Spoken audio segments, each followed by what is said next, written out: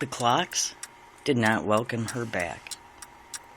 Richard Barn noticed it immediately, not in any obvious way, not in the way that a man might notice something broken or out of place. No. This was oh so subtle. Quieter. The night Sandra returned, the clocks in the shop fell out of step. It wasn't silence. That would have been easier to understand. Instead, each clock continued ticking, but no two agreed.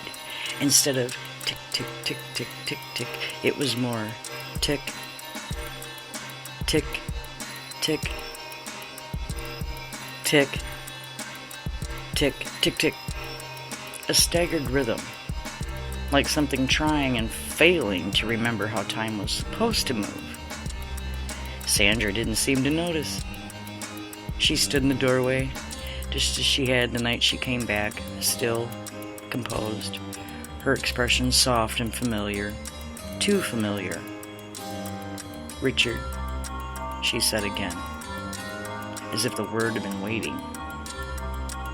He crossed the room slowly, carefully, as if something might shatter between them if he moved too quickly. "You're here," he said. It wasn't a question. It couldn't be.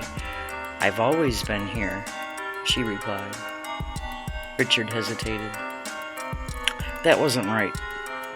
But the warmth of her hand when he took it, that felt right. And that was enough. For a time. Days passed. Sandra settled back into the house as if she'd never left. She moved through rooms with quiet certainty. She remembered where things were. She remembered names. She remembered him, but not always correctly. "Do you still go to the lake in the mornings?" she asked one afternoon.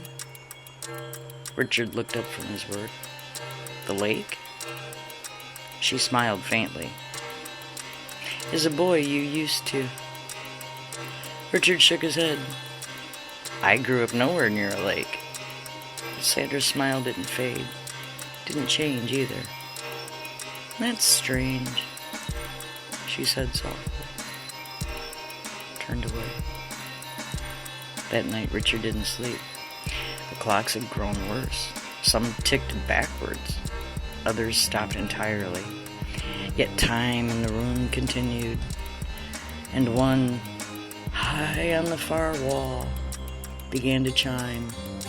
Not on the hour, at least not on any hour Richard recognized. It chimed at 2:17. Again at 2:17. Again at 2:17. Again. Each strike slower than the last. Richard stood beneath it, watching and counting. By the 7th chime he noticed something else. The reflection in the clock's glass wasn't his. The figure stood just behind him, still, patient, and waiting. "You've made an error," it said. The voice did not come from its mouth. Its mouth did not move. The words simply existed. Richard did not turn. "I corrected it," he said quietly. A pause. And then a soft, not laughter, approval? "Correction requires balance," the figure replied.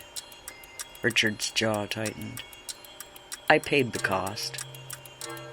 "Did you?"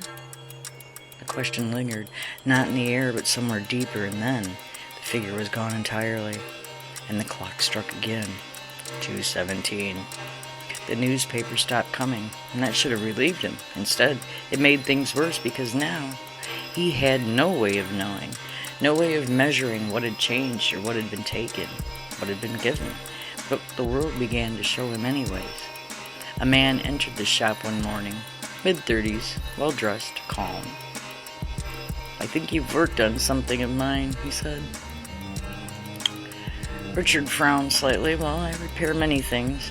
The man nodded. "Yes, I imagine you do." He stepped closer, and for a moment, Richard felt it. The same sensation. Not cold water this time. but falling. A long, endless fall. "You stopped it," the man said. Richard blinked. "I'm sorry." The man smiled, but it didn't reach his eyes.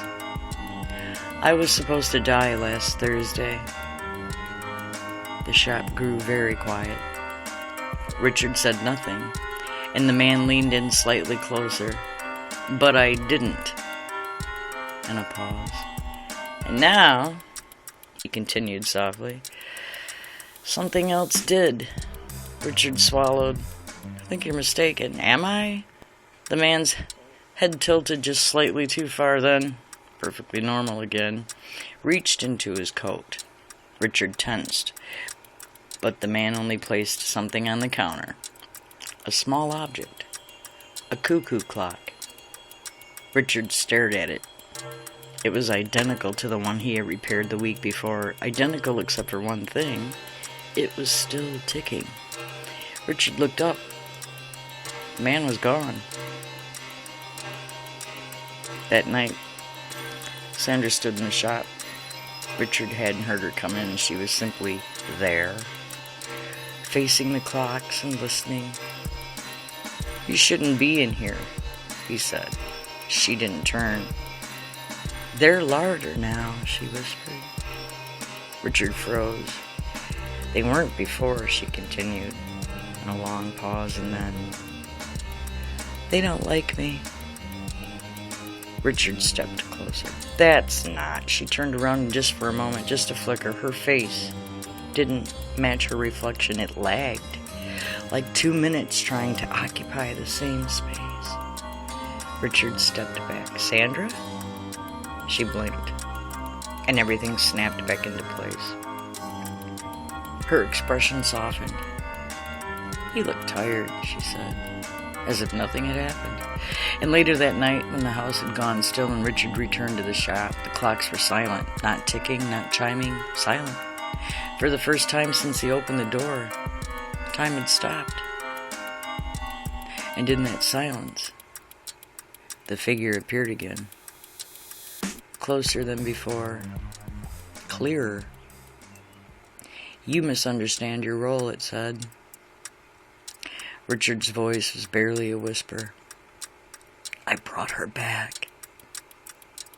The figure tilted its head. "No," it replied, and then a pause, and then, "You redistributed." The word settled heavily in the room.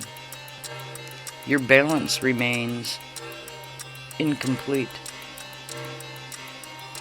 Richard clenched his fists. "I paid what was required." The figure stepped closer, now standing directly in front of him. "You have only begun." The clocks behind them, all at once, ticked, out of sync, louder than ever before. And somewhere, far beyond the walls of the shop, something else began to move. The next morning, Sandra stood in front of the mirror, still and silent. Richard watched from the doorway. "Sandra?" She didn't respond. Slowly, she raised her hand and placed it against the glass, and for a fraction of a second, her reflection did not follow, and then it smiled first.